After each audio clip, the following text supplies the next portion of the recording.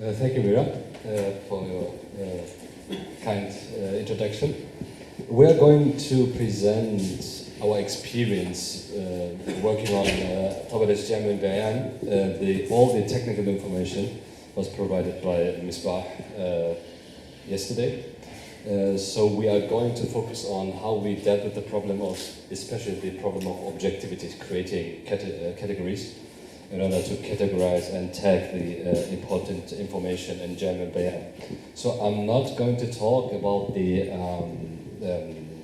opinions, juristic or legal opinions of Tabari or how he deals with usul fiqh terminology. Professor Stewart is going to talk about his approach and ikhtilaf al-fuqaha tomorrow in the morning, again here in room 1. So my aim is to understand how we can deal with the categories in Tabari's Jam' al-Bayan and how to distinguish hadith from non-hadith and how to automatize the whole process of tagging and recognizing the relevant information, which are, in my case, legal ones.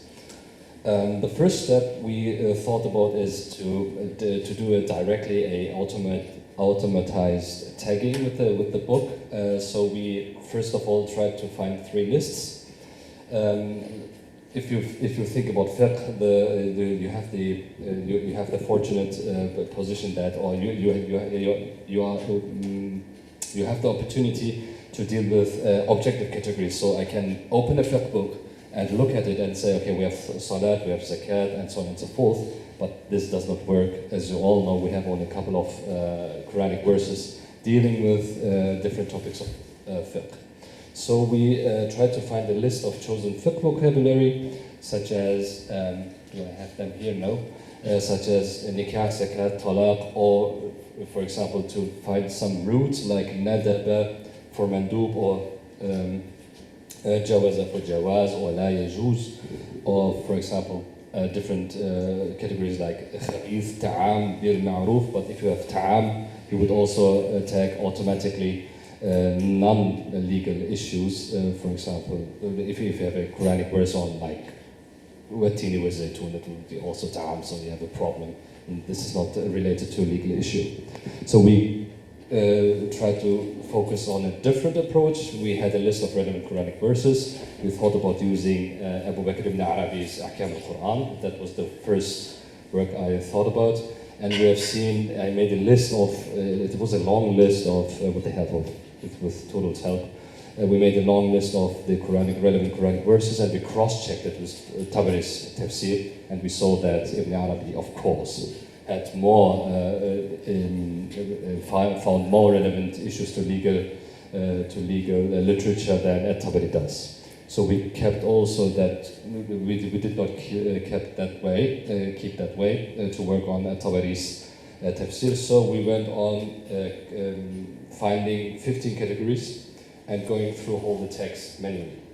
That was a great effort. I did it not myself, so I don't earn the credits for that.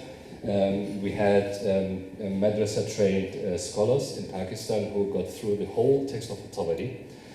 First of all, they marked all the fiqh-relevant paragraphs, and then they went on 15 categories. They chose themselves, I guess, or it was Misbah's decision to have 15 categories. First of all, I listed them here: Adab al-Qadi, interestingly, Mirath, inheritance, halal, haram, and so on. And then we had also one category, which is an umbrella category, is fiqh term, where we did not know how to categorize them. Because, for example, you had rishwa, and then you don't know how to categorize it, to call it rishwa itself, or to subsume it under fiqh term or another term. So we kept it that way first. And the problem was, as we tagged usul fiqh, the problem was we tried it also to make it automatically, and we said, okay, ta'wil is an usul fiqh term. And the problem was that even at every page, Tabari uses the word وَالتِّئْوِيلَ هَذِهِ الْآيَةِ. So we have the problem that it's not a usul fiqh term rather than its own interpretation. So I went through all the relevant narrations in Tabari, both the hadith ones and non-hadith categories. So I already read 7,000 transmissions in order to see, first of all, is it a fiqh related paragraph or not, and then to find new categories. So we had also the problem of other ibadat, which we did not have in fiqh literature.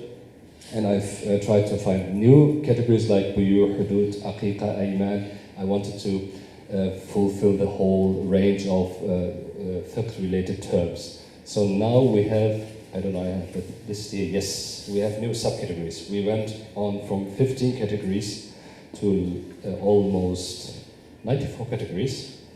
You have to do this twofold step, because if you create directly 94 categories, so who works on Tabari's tafsir cannot have all these different categories in mind. So you have to reduce it in a way. So my suggestion is, for further categorization, we have to do a threefold step if we want to implement, for example, our approach to a musannaf work.